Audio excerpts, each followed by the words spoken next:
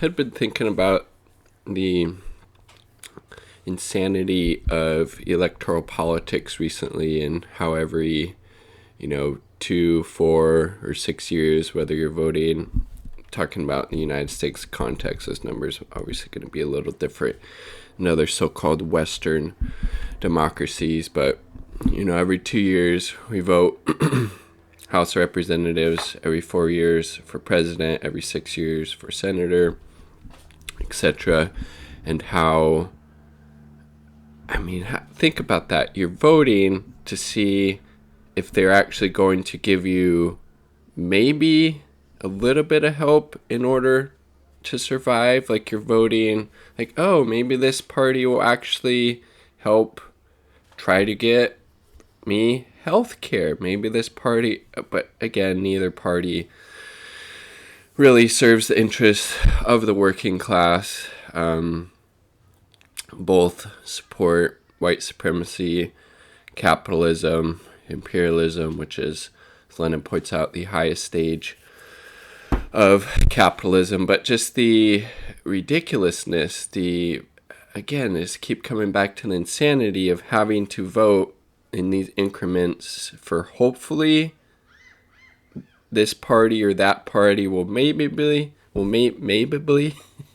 it's Maybelline, maybe give me a little bit better chance of having a better, just think about that. If we actually had so-called functioning democracy, all of these needs would already be taken care of no matter who you vote for at election time.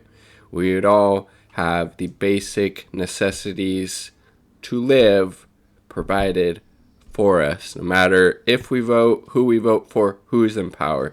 That would actually be a functioning society. And in reality, that would probably be communism, because again, all communism is a classless and stateless society. Sounds pretty nice to me anyways.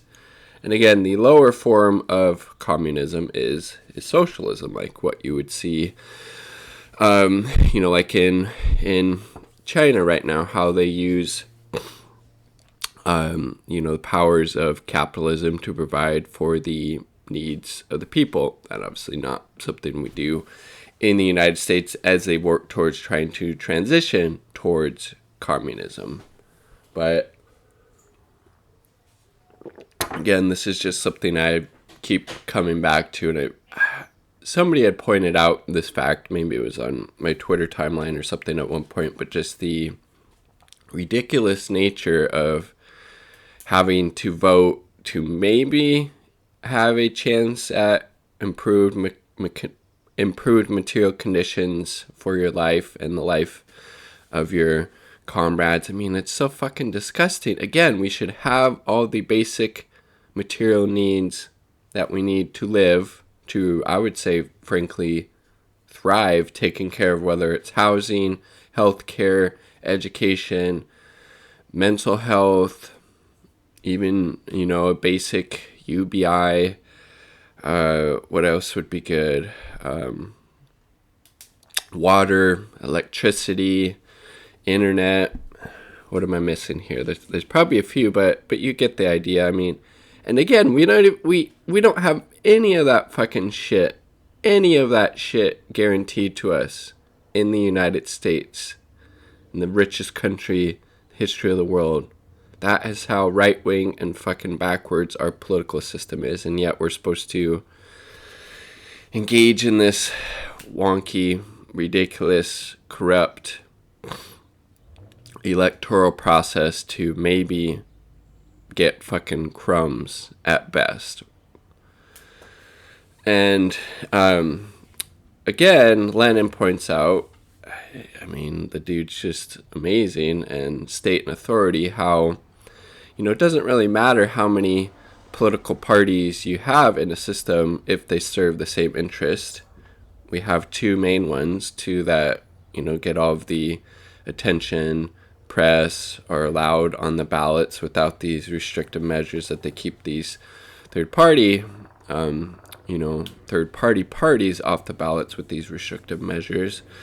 He said it doesn't matter how many political parties you have if they serve the same interests, with both Democrats and Republicans do serve the same interests, but, provide a slightly different function within this corrupt political system. And I think you're fucking completely deluded if you think any type of change is coming at this point within the electoral system in the United States, and trying to work within that system just legitimizes it, which who the fuck is that going to help? It's only going to help the Democrats and the Republicans. It's not going to actually improve the material conditions of the people who need them to be improved the most. I think any type of work in progress, any type of substantive, any type of potential revolutionary change is obviously going to come outside of that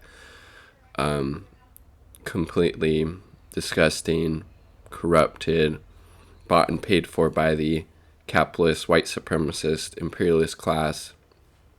They stifle that shit. For fuck's sake, look at how ineffective the squad is, either by choice or by design. And it's like, oh yeah, we got the squad elected, we can get some good things done within the confines of the Democratic Party. For fuck's sake, you can't even get a $15 minimum fucking wage passed with Democrats controlling the House, Senate, and the White House. But yeah, Democrats are our salvation. I think, again, engaging with your community, getting involved in mutual aid, massive civil disobedience, organizing general strikes. Those are the things that will really bring this capitalist, imperialist, white supremacist power structure to its knees. And those would be the means that will actually be able to effect the type of drastic change that we so desperately need in this country, especially for the most vulnerable and marginalized among us, as well as people in the global south who are deeply impacted by U.S. imperialism, whether it be getting the fucking shit bombed out of their country or through economic warfare, like the sanctions that we have placed right now on so many countries, including Syria, Venezuela, and Iran. Just some shit I had been mulling over. Let me know, what do you think? Is the electoral process the ridiculous sham that I think it is? Do you think it's something else? Let me know in the comment sections down below. Peace. Much love. Subscribe for more content. All power to the people. And